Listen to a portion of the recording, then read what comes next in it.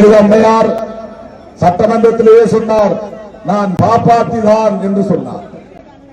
பார்ப்பன வகுப்பை சார்ந்த பெண்மணி, பார்ப்பனர்களுக்காக உருவாக்கப்பட்ட அரசியல் கட்சியான பாஜகவை கடுமையாக எதிர்த்தார். மோடியை எதிர்த்தார், அமித்ஷாவை எதிர்த்தார்.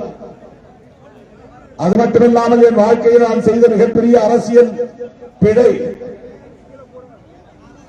வரலாற்றில் நான் செய்த மிகப்பெரிய தவறு பாஜகவோடு கூட்டணி வைத்ததுதான் என்று சொன்னவர் யார்?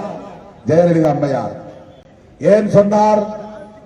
பாஜக சராசரியான அரசியல் கட்சி அல்ல, மதவெறி பிடித்த கட்சி, சாதி வெறியை தூண்டுகிற கட்சி, வெறுப்பு அரசியலை பரப்புகிற கட்சி, சமூக நீதிக்கு எதிரான கட்சி, சகோதரத்துவத்திற்கு எதிரான கட்சி, சமத்துவத்திற்கு எதிரான கட்சி.